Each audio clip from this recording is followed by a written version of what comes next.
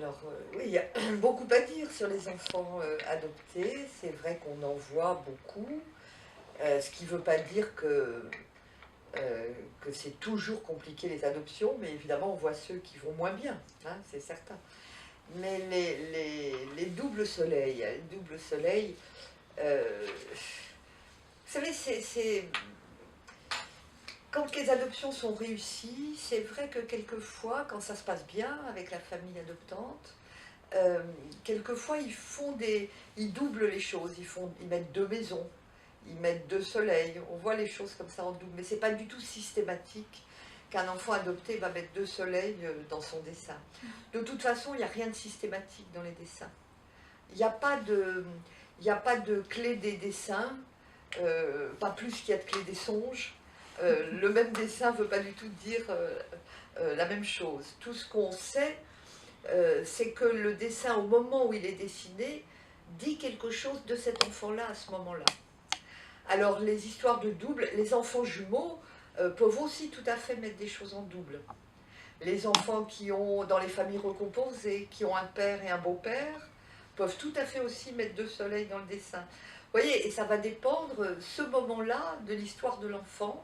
Donc on ne peut pas dire, allez, tous les enfants adoptés mettre deux soleils dans les dessins, c'est pas du tout vrai. Pas plus qu'on peut dire tous les enfants adoptés vont mal ou tous les enfants adoptés vont bien. À chaque fois, une histoire se rejoue. Ça va dépendre aussi beaucoup de comment les parents, parce que c'est très difficile de vivre une adoption pour les parents, de comment les parents vivent cette adoption, et aussi de ce qui va être donné à l'enfant comme autorisation de penser cette adoption. C'est-à-dire, je ne sais pas en Bulgarie, mais en France, c'est un organisme qui s'appelle l'aide sociale à l'enfance, qui organise les adoptions quand les enfants ont été abandonnés sous X ou abandonnés plus tard, ou quand ils viennent d'autres pays. Et les consignes qui sont données aux parents, qui partent d'une bonne intention psychologique, sont des consignes qui ne correspondent pas toujours forcément à ce que les parents pourraient dire à cet enfant s'il parlait vrai. Et en plus, on leur dit qu'il faut dire à l'enfant que ses parents de naissance étaient très gentils, puisqu'ils ont fait cadeau de cet enfant à une famille, à une autre famille pour l'élever, et que c'est un don d'amour. Et quand on dit ça à un enfant et qu'on le répète et qu'on le martèle, le problème c'est que l'enfant ne peut plus rien exprimer de la violence, parce que adoption veut dire aussi abandon. Et du coup, on oublie qu'il y a eu ce temps d'abandon, même s'ils avaient 4 jours de vie. Il y a eu ce temps d'abandon à la naissance, et l'enfant n'a plus le droit, ne se sent plus autorisé à en parler. Si on lui dit toute la journée, tes parents de naissance étaient merveilleux, grâce à eux tu es là, il faut qu'il puisse aussi poser ses questions à lui. Les enfants ont plein de questions. Ils savent poser des questions qui concernent le désir des parents, adoptifs, là pour le coup, puisqu'ils vivent avec, mais aussi le désir des parents qui les ont abandonnés et la possibilité de poser vraiment cette question. Or, c'est quelquefois très difficile pour une famille qui adopte de penser, même pas d'accepter, de penser le fait qu'il y a eu d'autres parents au départ.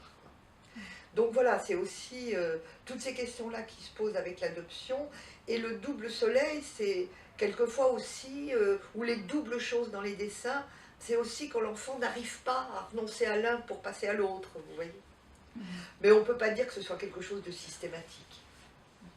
Voilà ce que je peux vous dire. Mais ça, ce serait, il nous faudrait des heures de travail pour parler de l'adoption. C'est un sujet très intéressant et très délicat, encore évidemment, peut-être encore plus aujourd'hui que ça a pu l'être autrefois ou dans d'autres cultures. Je vois par exemple les enfants qui viennent de Polynésie, connaissent leur famille de naissance, retournent les voir quelquefois, savent d'où ils viennent, parce qu'en Polynésie c'est très traditionnel de donner à l'adoption un de ses enfants à une autre famille. Donc, ça peut être une famille du village. Et du coup, il propose aussi de les donner quand ils pensent qu'ils vont faire des études, s'ils viennent en France. Mais ils gardent le contact. Vous savez que Winnicott disait qu'il ne devrait pas y avoir d'adoption. Alors, évidemment qu'il était pour le fait que les enfants ne restent pas tout seuls, hein, ou dans des orphelinats. Mais il disait pas d'adoption où on ne sache pas qui sont les parents de naissance. Pas d'adoption où quelque chose de l'identité de l'enfant a été kidnappé au moment de sa naissance. Et il faut adopter un enfant, qu'il porte aussi le nom des gens qui adoptent, c'est ce que disait Winnicott, qu'il vive évidemment avec les gens qui l'adoptent, qu'il hérite des gens qui l'adoptent, que les gens qui l'adoptent s'occupent de ses études, enfin, tout à fait comme un enfant naturel, mais sans avoir effacé l'origine. C'est ce qu'en France, je ne sais pas du tout en Bulgarie comment ça fonctionne. En France, il y a deux types d'adoption. Il y a l'adoption plénière, où là, les origines de l'enfant ne sont plus là, et l'adoption simple, où les parents adoptent un enfant, mais en adoption simple, c'est-à-dire qu'ils gardent la référence à la famille de naissance. Et Winnicott lui disait que ça, c'était la meilleure formule pour une adoption. Alors, je ne sais pas ce qui est la meilleure formule pour l'adoption. Vraiment, je pense que le plus important, c'est l'état d'esprit des parents qui adoptent. Comment ils vont vivre, eux, l'idée, comment une maman qui adopte, et qui est vraiment une maman, parce qu'elle va s'occuper de l'enfant, et que ce soit au niveau de la vie de tous les jours, ou au niveau psychique, elle va vraiment être en position de mère, mais comment cette maman qui adopte va vivre le fait que ce bébé ne vient pas de son ventre. Voilà. Donc c'est ça qui a à travailler aussi.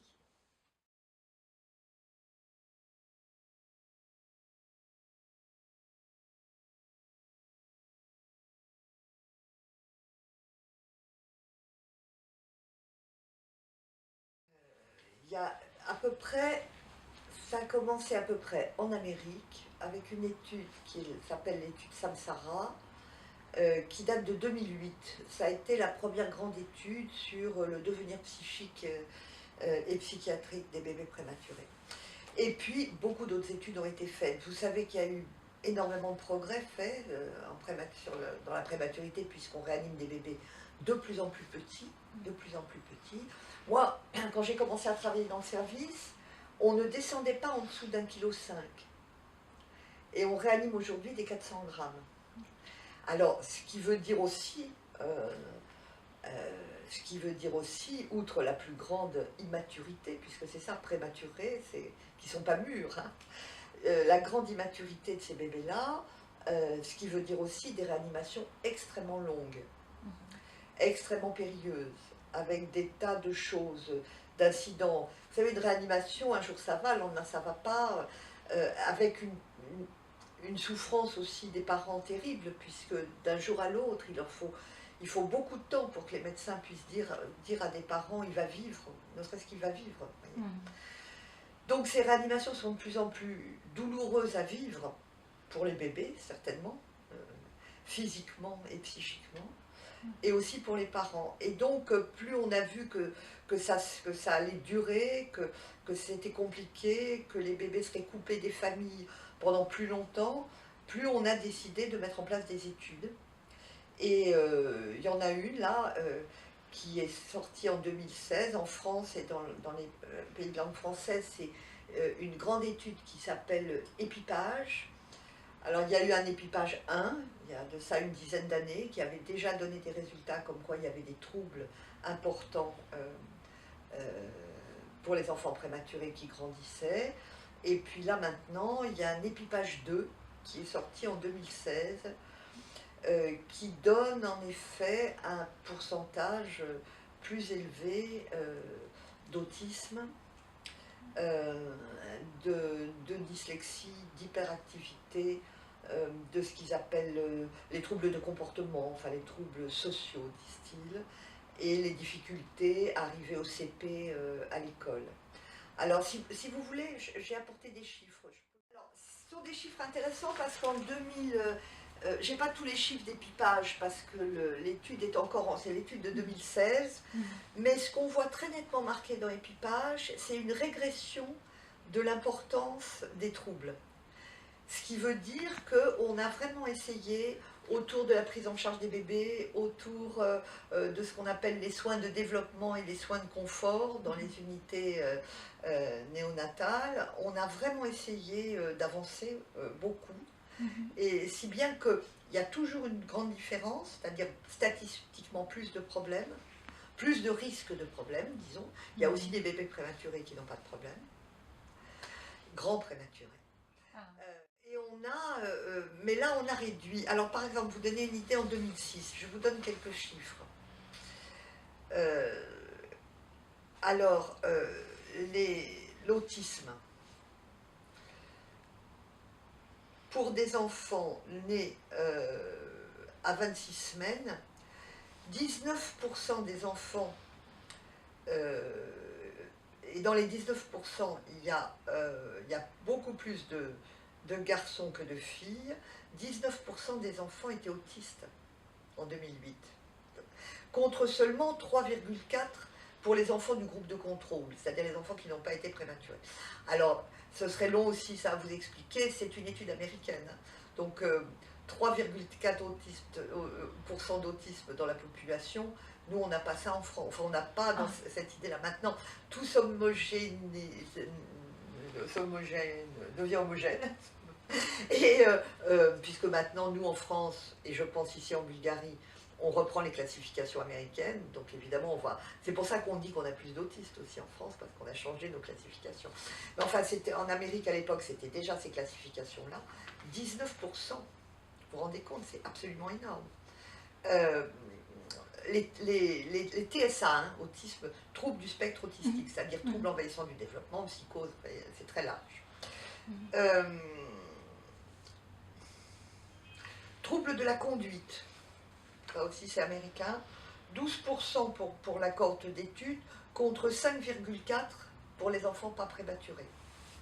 Déficit attentionnel, 33% pour les prémas, 6% pour les non-prémas.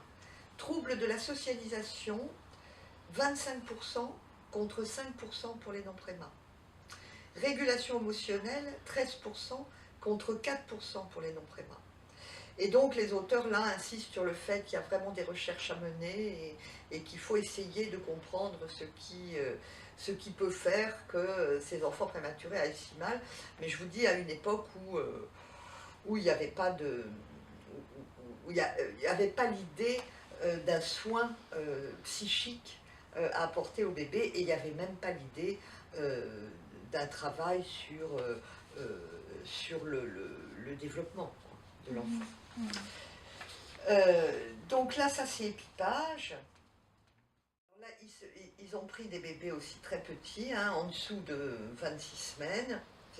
Là, je vous parle de... Parce que les études sont faites en termes de semaines, évidemment. On travaille sur les bébés qui sont nés à 28, les bébés qui sont nés à 25, les bébés qui sont nés entre 30 et 32. Voilà. Il faut 40 semaines pour faire un bébé, en principe. Donc, en dessous de 28 semaines, nous, on réanime... L'Office mondial de la santé interdit en principe de réanimer en dessous de 24. Mais au Japon, ils réaniment 22 en ce moment. Donc vous voyez, ça va de plus en plus loin. Donc là, ils ont fait tous les tests, le MCHAT, enfin tous les tests pour les dépistages des TSA, la dose et tout ça. Donc là, le dépistage TSA a été effectué chez 88% des enfants, et ils ont trouvé un positif chez 13% des enfants dépistés. 13%, c'était 17%, on a un peu baissé, mais 13% quand même. Retard de langage, 22%. Et puis troubles neurodéveloppementaux. Mais alors là, ce qui est intéressant dans Samsara pour nous, c'est que dans la cohorte, il n'y a aucun enfant atteint de troubles neurologiques. Dans l'épipage, il y a les troubles neurologiques. Par exemple, dans les troubles neurologiques, paralysie cérébrale, ils ont évidemment dans les prématurés, vous avez cécité, surdité, retard mental, retard de langage, défaut de comportement adaptatif. Donc vous voyez, la conclusion là, c'est prévalence élevée de l'autisme infantile chez les grands prématurés, on est en mars 2016, ainsi que la co-occurrence de troubles neurodéveloppementaux, euh, dépistage TSA assez souvent positif. Cela constitue un argument supplémentaire en faveur d'une part d'un dépistage systématique des TSA et aussi d'un suivi important tout le long de la réanimation. Donc voilà où on en est à peu près, les chiffres que je peux vous donner. Donc effectivement, il y a des risques plus grands, mais c'est d'une logique absolue qu'il y ait des risques plus grands. Même si on ne pense pas en termes neurologiques, même si on ne se dit pas le cerveau de cet enfant a pu manquer d'oxygène à un moment ou à un autre, il y a des arrêts respiratoires, il y a des tas de choses comme ça dans le temps d'une réanimation. On reventile, on réanime. Qu'est-ce qui s'est passé le temps de cette réanimation quand son cœur s'est mis à battre beaucoup plus lentement? Évidemment qu'on peut on peut penser qu'il y a eu des troubles neurologiques, mais même qui ne se verraient pas aujourd'hui forcément à l'IRM. Mais même au-delà de ça, pour nous qui travaillons sur qu'est-ce que c'est un sujet, comment ça se construit un enfant, évidemment que ça paraît évident que dans les conditions d'une réanimation, où l'enfant est vraiment un objet essentiellement, un objet de soin, où la question, ça nous paraît évident que la question de la subjectivation du bébé est très compliquée, et du lien à l'autre. Nous, on sait bien qu'un enfant, il se fabrique aussi dans le lien aux autres et à la personne qui va se pencher sur son berceau et s'occuper de lui, évidemment. Là, il n'y a pas d'autre. C'est beaucoup contre ça qu'on se bat en réanimation, pour que l'autre absolu du bébé réanimé ne soit pas une machine. Parce que branché sur ces machines, le bébé peut vivre évidemment, mais il est pris en charge exclusivement pour une machine. Il n'a jamais faim, puisqu'il est nourri au goutte à goutte, il n'appelle pas. Enfin, vous voyez, tout ce que Freud, même sans parler de Lacan, même sans parler de Vanier, qui m'a appris beaucoup de choses sur les prémas, et avec son idée de la supposition de sujet, c'est vraiment là-dessus que tout le service travaille aujourd'hui. Mais même Freud, au tout départ, Freud quand même, l'autre secourable, tout l'étayage dont il parle, comment ça se construit un bébé qui va pouvoir imaginer que quelqu'un va venir, l'importance du moment où son cri, qui n'a absolument aucun sens, il crie, on pourrait dire, il crie physiologiquement le bébé. Et à ce moment-là, il y a quelqu'un, étrange pour lui, qui pense qu'il appelle et qui vient lui donner à boire. Je vous parle des premières tétées, de quelques heures après sa naissance. Et là, le cri est transformé en appel. Il y a quelque chose d'une demande qui peut s'installer. Enfin, vous voyez, tout se construit comme ça. Vous imaginez bien qu'un bébé, vous verriez les bébés en réalité, enfin, vous avez vu, puisque vous avez vu le film, techniqués, comme disent les médecins, branchés de partout. Et vraiment, s'il y a quelque chose avec quoi on travaille, c'est cette idée que quelqu'un vienne s'introduire entre la machine et le bébé. Sinon, l'autre absolu du bébé, c'est la machine. On sait que tous les bébés qui naissent s'identifient au monde qui les entoure. Et comment il va se construire si le monde qui l'entoure est ce pur réel, totalement incompréhensible, qui ne répond jamais à aucun appel, qui ne va jamais ne pas répondre, parce que pour la construction d'un bébé, c'est important aussi que la mère ne vienne pas tout de suite. Eh bien non, la machine est là, omnipotente, et ça tourne. Et comment voulez-vous que ce bébé devienne un bébé humain? Voilà. Donc on comprend bien, nous, ça nous semble évident qu'il faut vraiment, vraiment penser les choses très, très sérieusement et travailler avec les équipes pour que les bébés en réanimation aient une chance d'échapper peut-être aux séquelles qu'on trouve aujourd'hui dans toutes ces études. Voilà à peu près ce que je peux vous dire.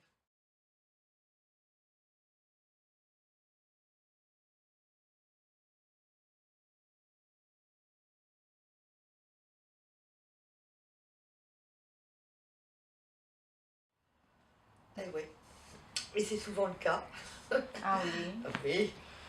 dans tous les pays du monde, parce Mhm. que j'ai quand même parlé Oui. du travail là qu'on faisait en réa dans beaucoup de pays, l'Angleterre, l'Amérique, le Chili, il n'y a pas Mhm. longtemps.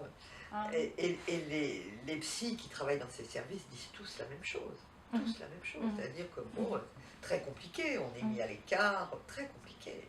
Et évidemment, en France, c'est pareil. Hein, là-dessus, c'est pareil. C'est aussi des résistances très fortes.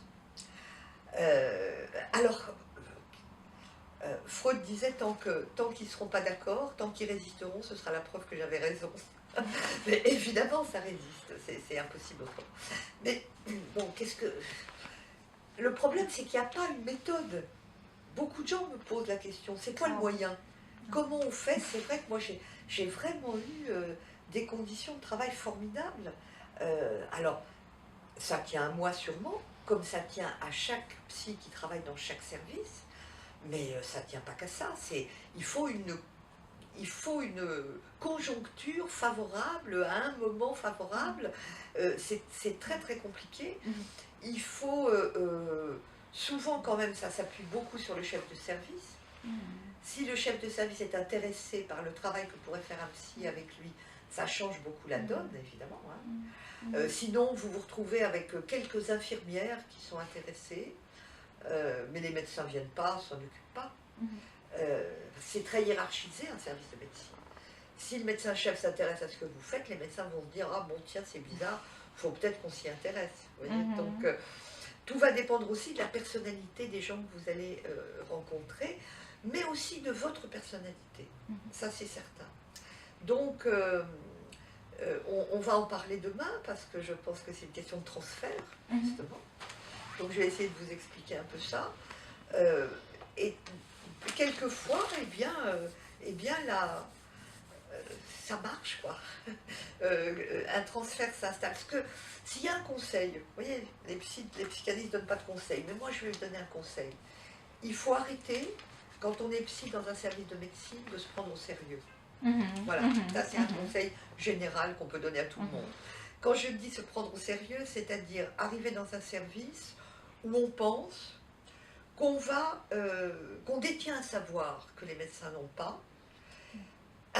Alors, c'est sûr, sauf que quand on le prend comme ça auprès d'un médecin, le médecin ne connaît qu'une forme de savoir. Hein.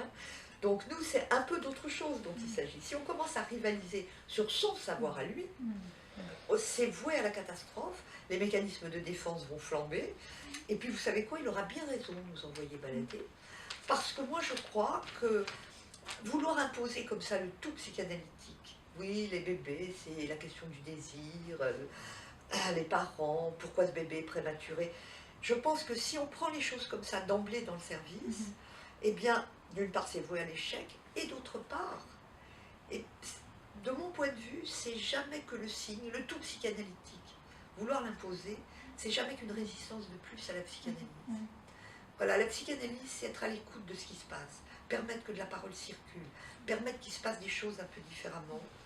Euh, Très vite savoir que dans un service comme ça, eh ben, tout le monde est en souffrance, tout le monde, les médecins aussi, les infirmières aussi, les puères, et que quand ils nous rejettent, c'est aussi parce que quelque chose de cette souffrance est très difficile à dire pour eux. Une souffrance terrible, hein, parce que chaque seconde, si je rate mon coup, cet enfant meurt.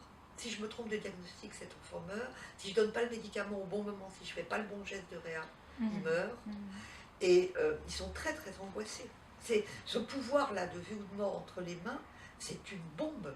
C'est de la nitroglycérine. Pour eux, quand ils commencent à vous parler, quand vous arrivez à mettre en place des groupes, à les écouter, ils vous disent qu'ils ne dorment pas la nuit, quoi. Ils vous disent que c'est terrible.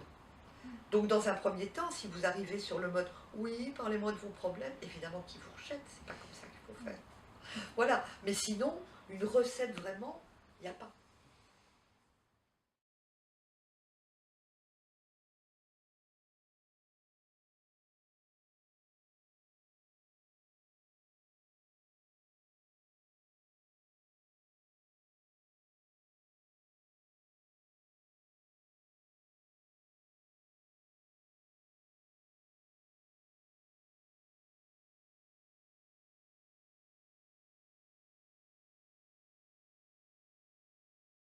c'est vrai qu'on a eu la chance que ces gens passionnants et passionnés étaient d'accord pour qu'on essaie de réfléchir à cette étude.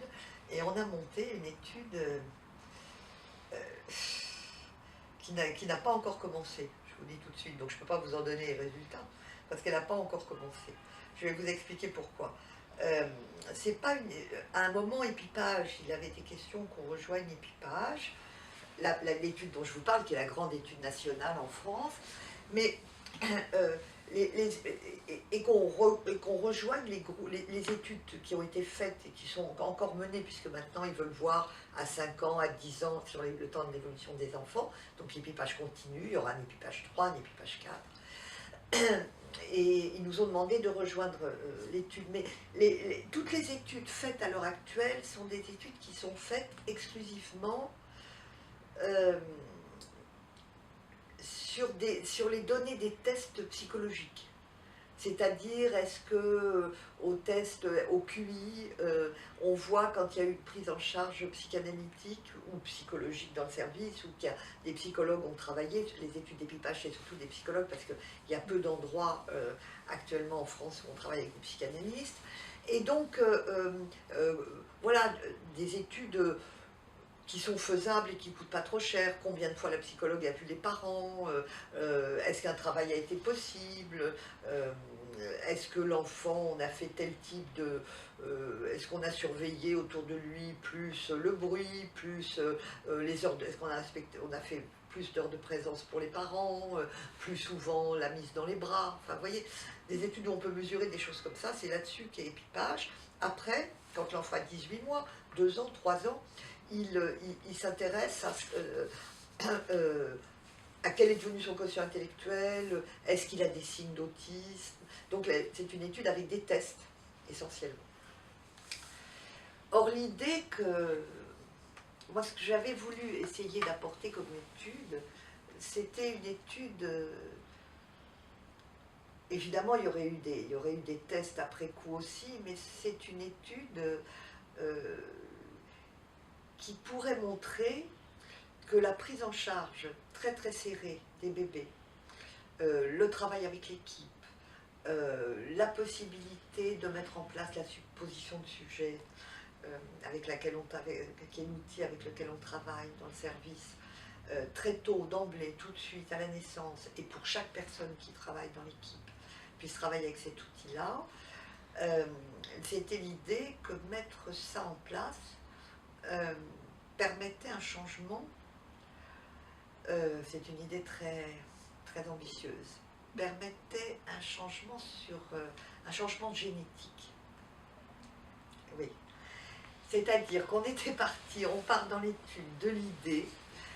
Vous savez qu'on sait maintenant, il y a eu des études, il y a la génétique et puis il y a l'épigénétique.